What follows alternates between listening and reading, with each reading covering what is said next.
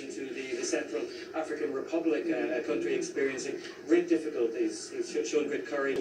We'll see that in the next few minutes. So, some ceremony here, but there is an emphasis on informality to some extent in a lot of this visit over the next number of days. The Pope is not someone who appreciates undue ceremony, it would seem.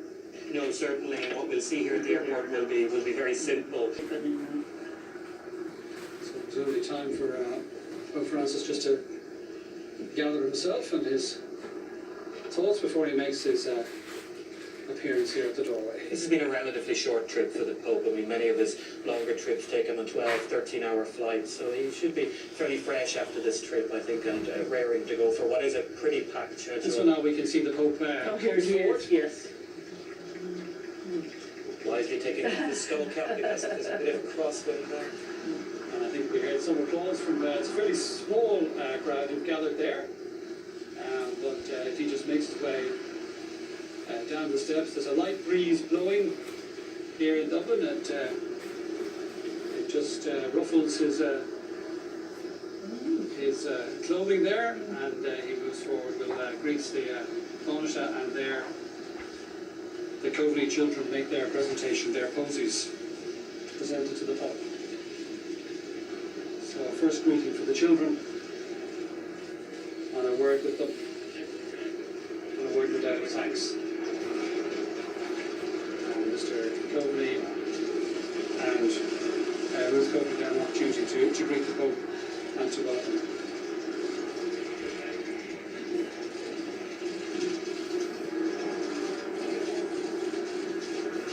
So he moves forward bareheaded. Yes. In case the wind takes the...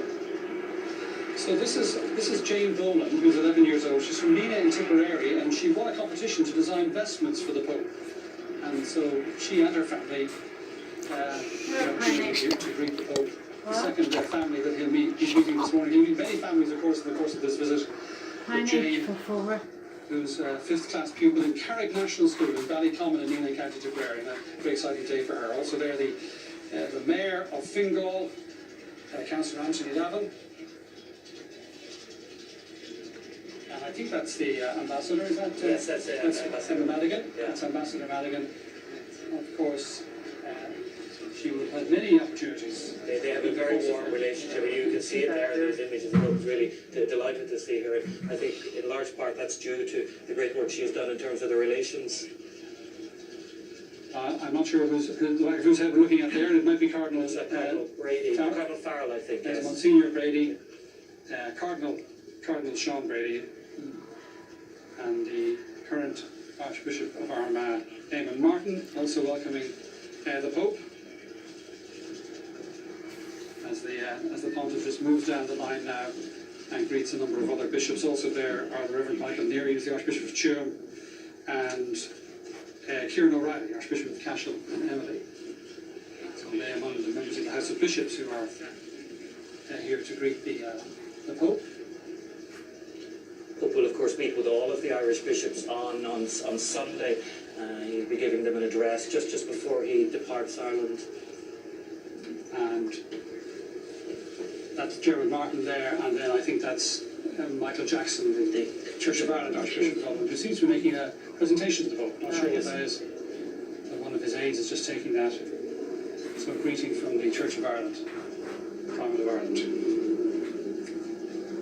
Time just for a few words.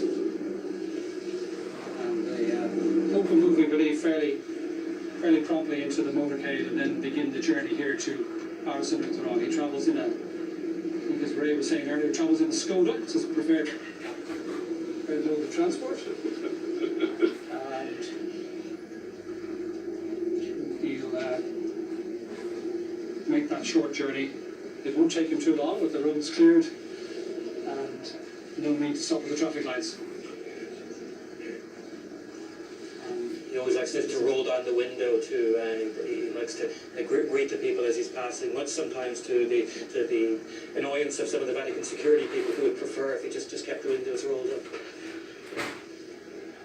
Well, there are obviously security concerns around any sort of visit like this, but there goes the window down, and there will be notice that motorcade moving off from the airport very shortly now. I think it won't be too long before Pope Francis arrives here at our Synod one. I think countries that the Pope visit now have learned from mistakes of some of the early countries. He, of course, always had a simple car, but quite often the motorcade around him then had limousines and all kinds of flashy cars. Now they've tended to try to match it a bit more to his cars. So he's anyway, he's as happily ensconced in his Skoda, but there is a bit of a motorcade there because, of course, there are officials travelling with him, and I'm not sure if the travelling press are part of that motorcade, Michael. I'm not They sure. certainly are. They tend to travel with the motorcade as well, particularly on a visit like this that's fairly tightly packed. The capacity to get them from place to place is really dependent on the papal motorcade. Guard of motorcycle riders there just at the front to clear the junctions on the way through.